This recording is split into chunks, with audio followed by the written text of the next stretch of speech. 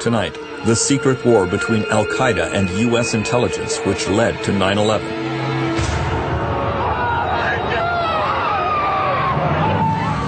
From Pakistan and Afghanistan, through the Philippines, to New York and Washington, a decade-long trail of intrigue and espionage.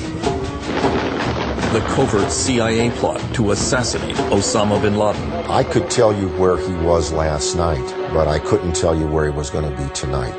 And the intelligence failure which let the hijackers in. 16 of the 19 shouldn't have gotten into the United States in any way at all. An inside account of what was going on behind the scenes on 9/11. Evacuate the White House. The panic at the White House. We decided to evacuate the compound. Aboard Air Force One, the president was out of touch. That was a very, very frightening moment. The military was in the dark. A fighter pilot planned to ram into a hijacked airliner. I'd have one hand on the stick and the other on the ejection handle. Tonight, a feature documentary presentation. The secret history of 9/11.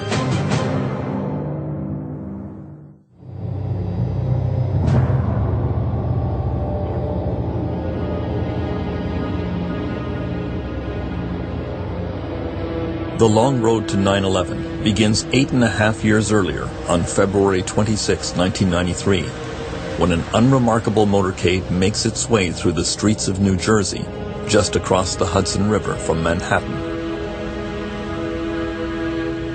In the lead is a Ryder rental van.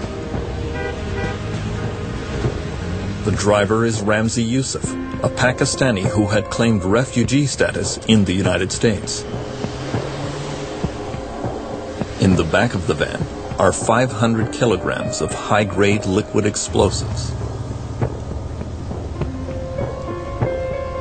This is the first attack on the World Trade Center, and it is very nearly foiled because of the incompetence of the plotters.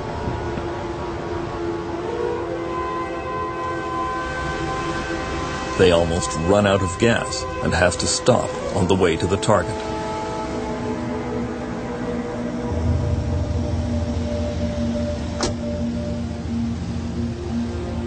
A Jersey City police patrol happens by and takes an interest in them. Ramzi Youssef decides to outweight the police by pretending to have engine trouble. His stalling works.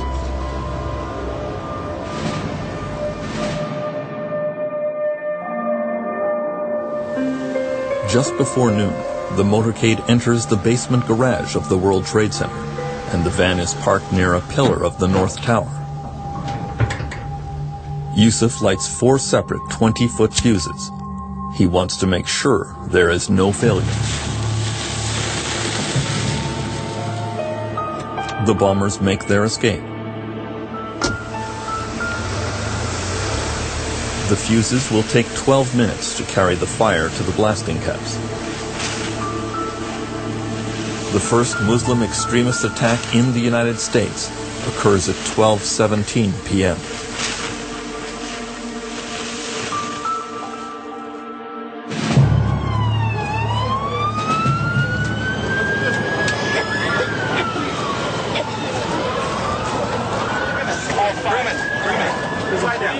Let's go get oxygen.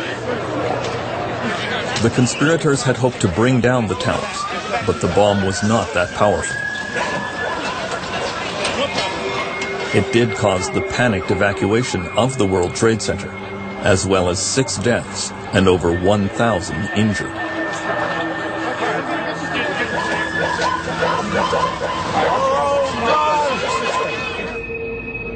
The van was quickly traced to a circle of Islamic militants who frequented a mosque in Brooklyn. Police began making arrests.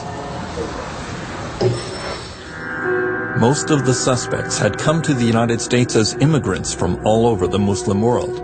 They were not previously associated with any identifiable terrorist organization.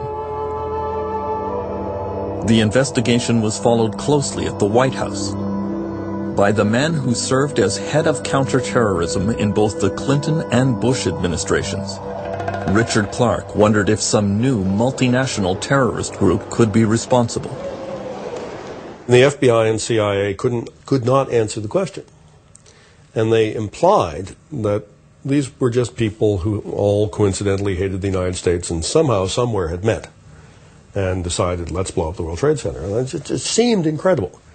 And what we said to them at the time was, what are you telling us? This is a pickup basketball game? You know, a bunch of people who hate the United States from half dozen countries coincidentally bump into each other somewhere and you don't know where, and sit around smoking the hookah and saying, let's blow up the World Trade Center? It didn't make any sense. The FBI established that the mastermind of the World Trade Center bombing was Ramzi Youssef. Minutes after the attack, he had sent a message to the New York Times claiming the bombing was in retaliation for American support of Israel and oppression of the Palestinian people. Then he left New York on the evening flight to Pakistan. Investigators lost his trail for almost 2 years.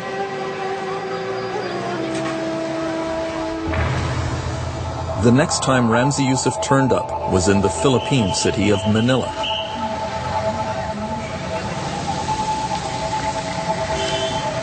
He had rented one of the Josefa apartments here on Quireno Avenue.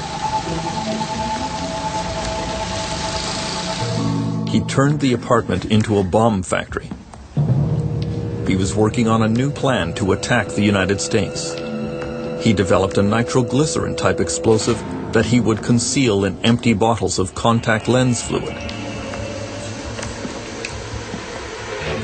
He designed a timing mechanism with Casio watches and a detonator powered by 9-volt batteries, which he hid in the heels of boots.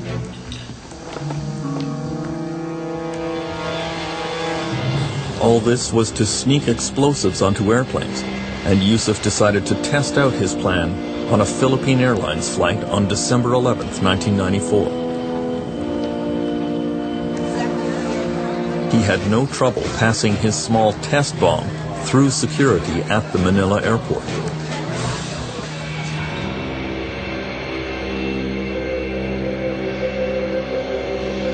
On board the flight, he slipped his bomb into a pocket under his seat.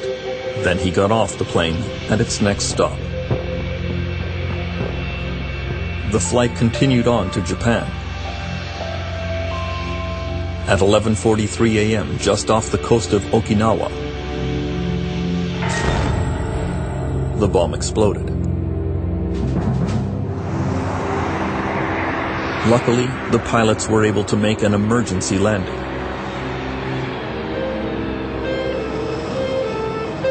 One passenger was killed. 10 were injured. Investigators like Philippine Police Superintendent Sonny Razon were baffled. At that time, it was a big question mark. Even the authorities in Japan had difficulty piecing it together. But we know at the time that there was a bomb sneaked into the aircraft, but who did it, why, that was left hanging. The answer soon emerged. Less than a month later, there was an accident at Ramzi Youssef's Manila apartment. On the night of January 6, 1995, Youssef and an accomplice were mixing chemicals when they miscalculated and started a fire. Choking smoke filled the apartment. The two men fled. Within minutes, police were on their way to investigate. Inside the Josefa apartment, police found religious garments which would allow bombers to disguise themselves as priests. They found pipe bombs and other evidence which revealed a plot to assassinate Pope John Paul II, who was arriving within days to visit the Philippines. But the most devastating plot was discovered on Youssef's computer.